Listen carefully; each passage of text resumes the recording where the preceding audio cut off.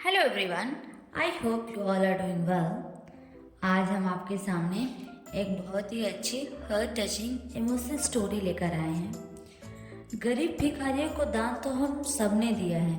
दान देना बहुत अच्छी आदत भी है, लेकिन यकीन मानिए इस कहानी में किसी ज़रूरतमंद की मदद करने का जो तरीका बताया गया है वो ज़रूर ही आपके दिल को छू लेगा। तो कहानी के अंत तक बने रहिए और कहानी का लाभ उठाइए। एक शख्स पैदल किसी रास्ते से जा रहा था। उसने देखा कि सामने एक बिजली के खंभे में पेपर चिपका पड़ा है और उसमें कुछ लिखा हुआ था।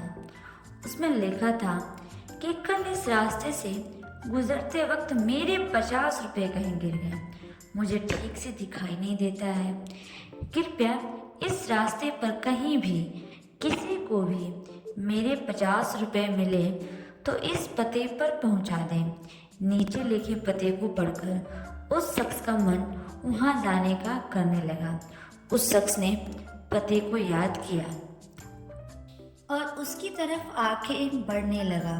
वहां जाने के बाद जब उसने आवाज़ लगाई तो देखा कि गली के आखिरी में एक झोपड़ी है और वहां से एक बूढ़ी औरत बाहर निकल कर आई। उस शख्स को मालूम हुआ कि वो बूढ़ी औरत वहाँ अकेली रहती थी। बूढ़ी औरत के सामने आने पर उस शख्स ने कहा, मौसी, ये आपके 50 रुपये जो गिरे थे वो मुझे मिले हैं। ये रहे आपके 50 रुपये।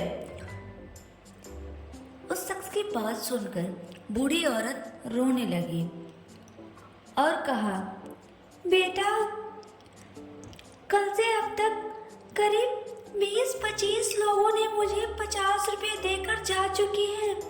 बेटा, मुझे ठीक से दिखाई नहीं देता। मुझे पढ़ना लिखना भी नहीं आता।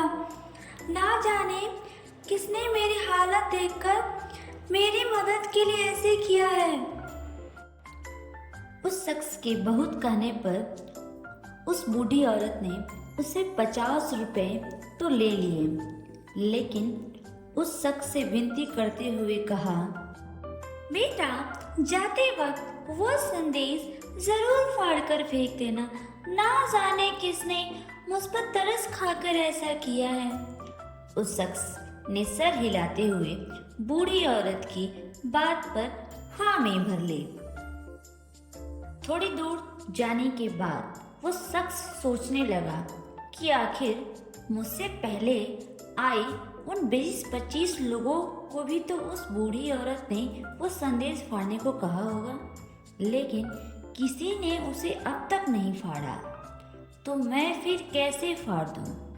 उसके मन में उस व्यक्ति के लिए बहुत ही आदर का भाव आ रहा था जिसने बूढ़ी औरत की सेवा के लिए इस तरीके को ढूंढा। उस शख्स का मन उस व्यक्ति के लिए कृतज्ञ से भर चुका था। फिर क्या था, उस शख्स ने भी बिजली के खंभे में लगे उस संदेश को वैसे ही रहने दिया। दोस्तों, इस कहानी से हमें ये सीख मिलती है कि हमारे मन में सिर्फ कर्म करने की इच्छा होनी चाहिए। मदद के तो अनेकों तरीके हैं। अगर हमारे अंदर किसी की मदद करने की इच्छा हो तो हम किसी न किसी रूप में भी ज़रूरतमंद की सेवा कर सकते हैं। इसी पे एक छोटी सी शायरी आपके लिए। करम तेरे अच्छे हैं तो किस्मत तेरी दासी है। नियत तेरी अच्छी है तो घर में मथुरा काशी है। अगर आपको ये हार्ट टचिंग इमोशनल स्टोरी अच्छी लगी तो शेयर करना ना भूलें।